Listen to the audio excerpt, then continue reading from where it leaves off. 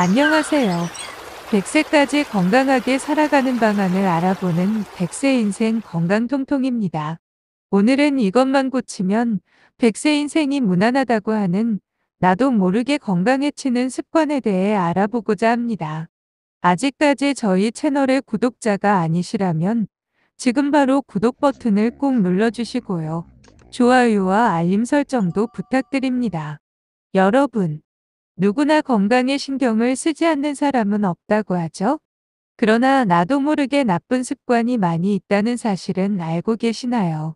그래서 건강을 위해 이것은 꼭 고쳐야 한다는 나쁜 습관에 대해 알아보고자 합니다. 그 첫 번째로, 목을 뒤로 젖혀 잠자기입니다. 목을 뒤로 젖힌 상태로 잠을 자면 목을 비롯한 상체 윗부분에 통증과 마비 증상을 초래할 수 있는데요. 이것은 해당 부분의 신경이 압박을 받기 때문이죠. 그래서 전문가들은 목을 뒤로 젖힌 채 잠을 자는 습관이 있다면 지금 당장 바꾸라고 말한답니다. 두 번째로, 무의식 중에 양 다리를 꼬고 앉기입니다. 연구에 따르면 이런 자세는 혈압을 높일 수 있다고 합니다. 다리를 꼬고 앉을 경우 수축기 혈압을 7%, 이완기 혈압을 2% 증가시킨다고 합니다. 전문가들은 자주 다리를 꼬고 앉을 경우 고관절에 스트레스를 주고 정맥이 압박받으면서 혈액순환에 문제가 발생한다고 말하죠. 이들은 10분에서 15분 이상 다리를 꼬고 앉아 있는 것을 피하는 게 좋다면서 매 30분마다 자리에서 일어나 가볍게 걸어줄 것을 권고하죠. 미국 건강의료 매체 프리벤션닷컴이 자신도 모르게 건강을 해치는 생활 습관에 대해 이것을 소개한 바 있습니다. 다음 세 번째입니다. 화장실 가는 건 미루기인데요. 생리적인 신호가 있는데도 불구하고 화장실 가는 것을 자꾸 늦출 경우 요로 감염증에 걸릴 위험이 있죠. 전문가들은 소변을 참으면 세균이 빠르게 증가하고 감염을 일으킬 수 있으며 몸이 보내는 신호에 귀를 기울여야 한다고 말합니다.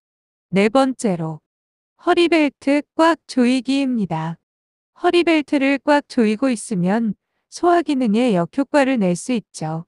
복강내압을 만들어 위산역류를 초래할 수 있기 때문입니다.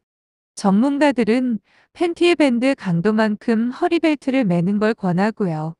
허리벨트를 맨 상태에서 숨을 편안히 들이마시고 내쉴 수 있어야 한다고 말합니다. 다음 다섯 번째로, 침대에서도 TV와 스마트폰 사용입니다. 이것이 안 좋다는 건 다 아시죠? 침대에 누워 신체 긴장을 풀고 쉬듯 우리 뇌도 휴식이 필요합니다. 침대에 누워 스마트폰을 사용하거나 TV를 시청하면 뇌는 낮과 같은 각성 상태로 유지되는데요.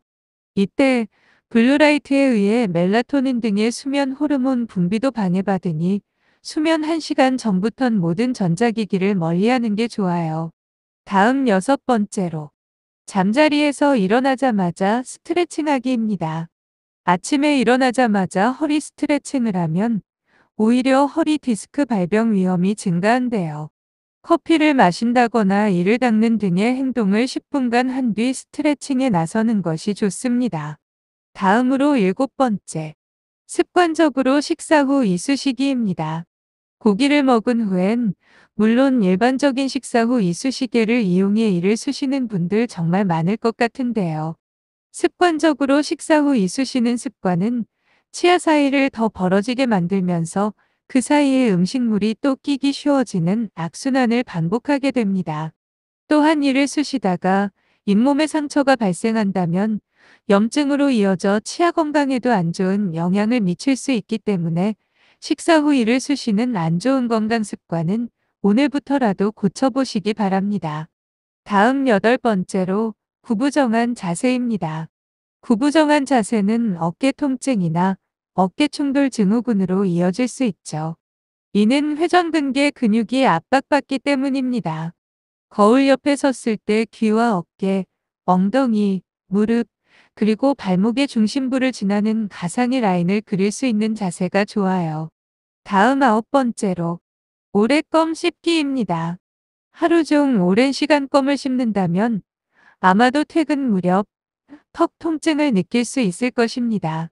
전문가들은 인체의 턱 관절은 음식을 씹기 위해 만들어진 것이지 껌을 씹기 위해 생기지 않았다며, 다른 근육을 과도하게 사용할 때처럼 껌을 오래 씹으면 통증과 턱관절 손상 등 여러 가지 문제를 일으킬 수 있다고 말합니다. 다음 10번째로 짧은 수면 시간입니다. 할 일이 많은 현대인들에게 잠은 사치처럼 느껴지게 되죠. 과연 잠을 줄여 다른 일을 해도 될까요? 수면 시간이 적으면 치매와 심장병, 당뇨병 발병 위험이 높아집니다. 식욕 호르몬 분비도 촉진돼 비만과 우울감이 증가하고 면역력은 떨어지는데요. 수면은 선택이 아닌 필수로 건강한 성인이라도 7시간 내지 9시간씩 숙면해야 한답니다. 다음 먹는 습관 고치는 것으로 11번째, 건강즙 꾸준히 마시기입니다. 많은 사람들이 아침마다 건강을 생각해서 야채나 과일을 착즙해 마시거나 야채즙, 과일즙을 대량 구매해서 하나씩 복용하곤 합니다.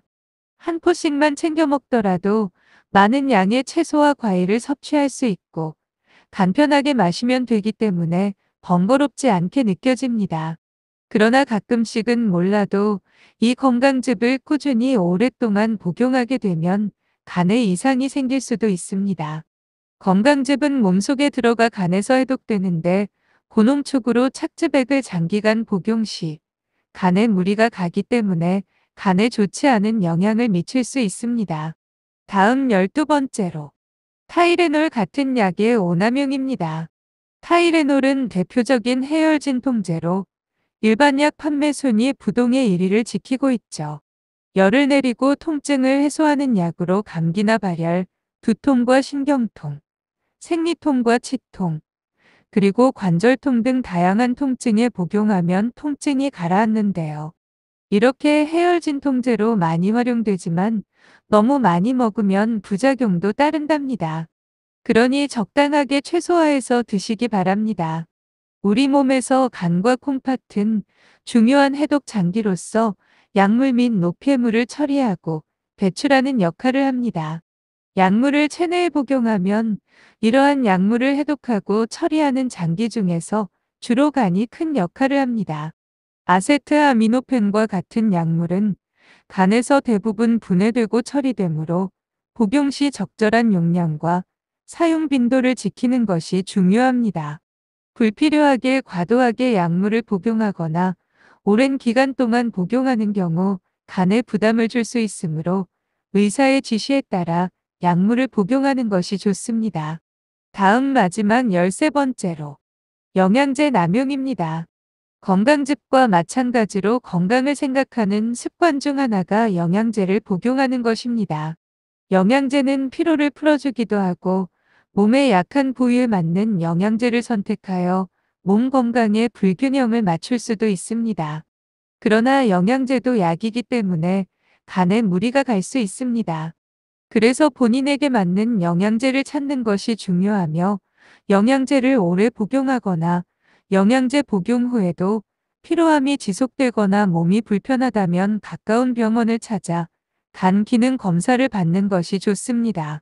오늘은 평소 이것만 고치면 100세 인생이 무난하다고 하고 나도 모르게 건강을 해치는 습관에 대해 알아보았는데요. 평소 작은 관심만 가지면 우리의 건강을 지킬 수 있는 것들이므로 잘 지켜 꼭 100세까지 건강하게 사시기 바랍니다. 끝까지 시청해 주셔서 감사하고요. 구독도 꼭 부탁합니다.